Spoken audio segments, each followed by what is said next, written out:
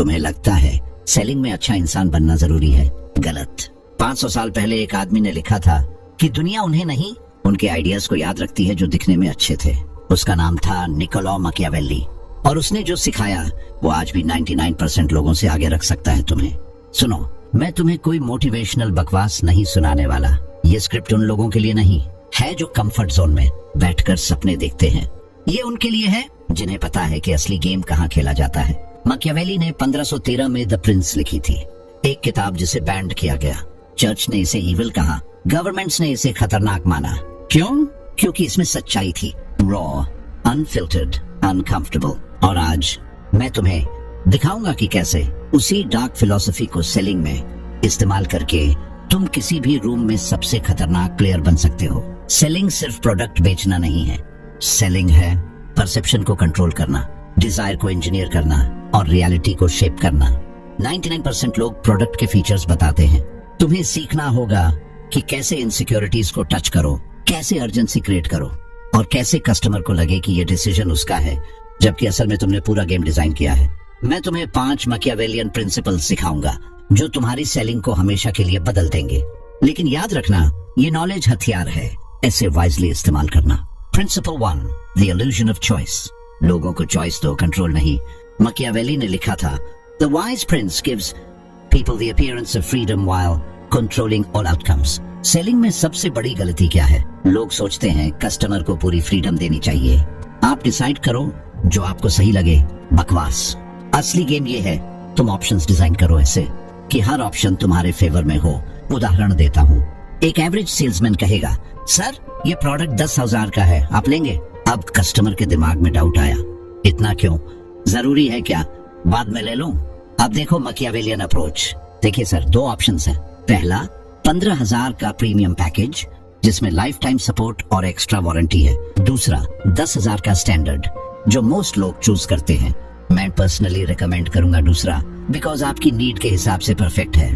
देखा, कस्टमर को लगा उसने चॉइस की, लेकिन असल में तुमने पहले एक ओवर प्राइस्ड ऑप्शन दिखाकर 10,000 को सस्ता और रीजनेबल बना दिया। ऐसे कहते हैं एंकरिंग इफेक्ट, और ये है असली सेलिंग।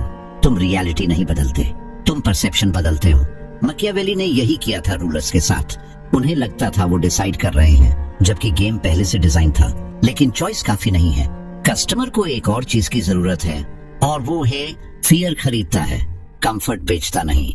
मैकियावेली ने कहा था, it is better to be feared than loved if you can not be both. Selling में भी यही है, तुम्हारा कस्टमर तब तक नहीं खरीदेगा जब तक उसे लॉस का डर ना हो।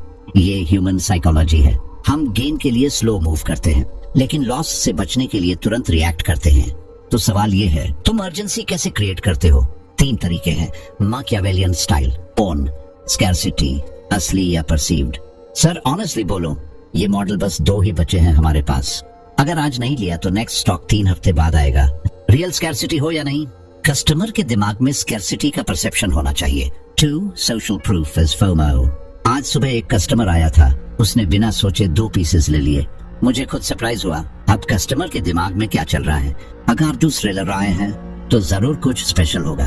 3, टाइम बाउंड कॉन्सिक्वेंसेस। देखिए, आज के बाद प्राइस 2,000 बढ़ जाएगी।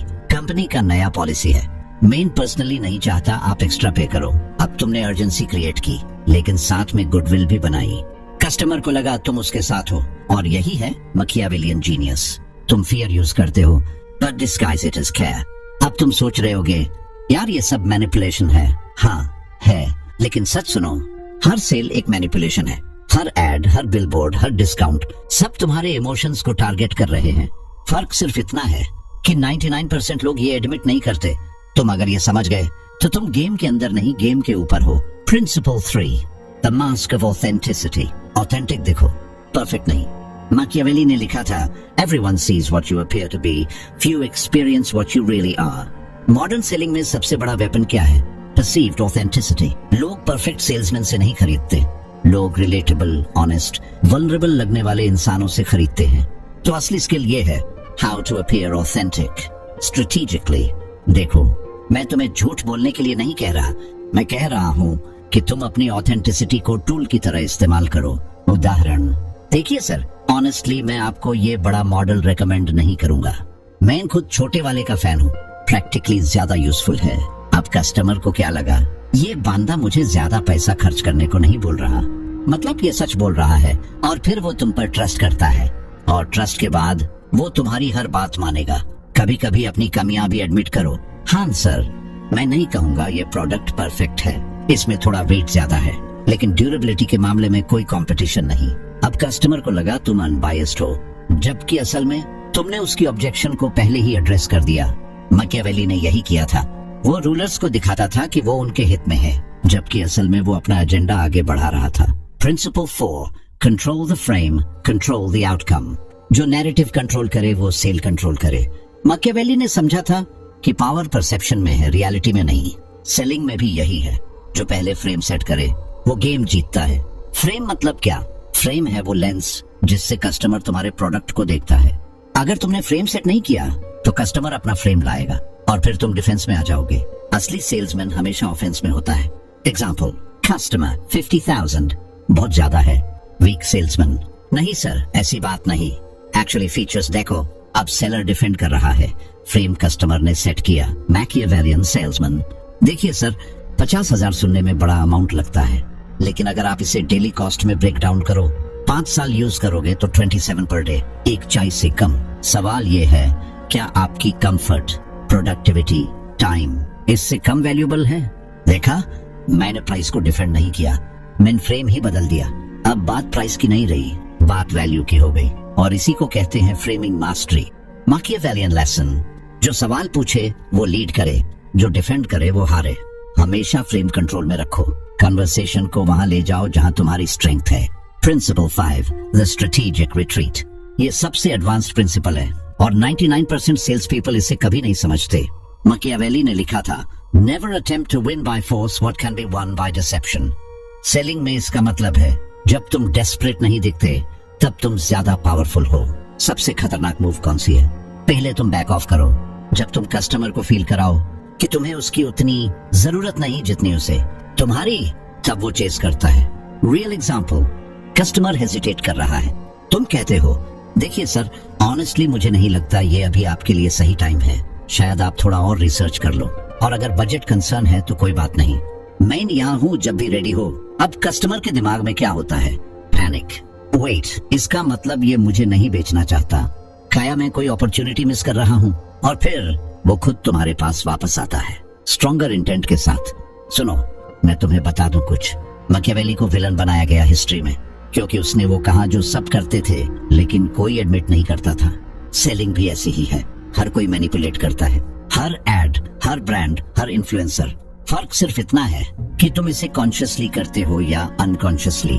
अगर तुम ये प्रिंसिपल सीख गए तो तुम सिर्फ बेहतर सेल्समैन नहीं बनोगे, तुम बेहतर नेगोशिएटर बनोगे, बेहतर लीडर बनोगे, बेहतर स्ट्रेटेजिस्ट बनोगे, क्योंकि लाइफ भी एक सेल है। तुम हर दिन अपने आइडियाज बेच रहे हो, अपनी वैल्यू बेच रहे हो, खुद को बेच रहे हो। सवाल ये है, क्या तुम ये कॉन्शियसली कर रहे हो या फिर दूसरे तुम्हें खरीद रहे हैं?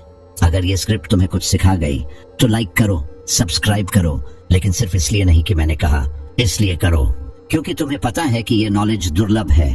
और अगले वीडियो में मैं तुम्हें बताऊंगा मैकियावेली का वो डार्क सीक्रेट, जिससे तुम किसी की भी साइकोलॉजी को 30 सेकंड्स में पढ़ सकते हो, लेकिन वो सिर्फ उन लोगों के लिए है जो अभी यहाँ हैं। तो डिसीजन तुम्हारा है। दिखता हूँ अगले वीडियो में।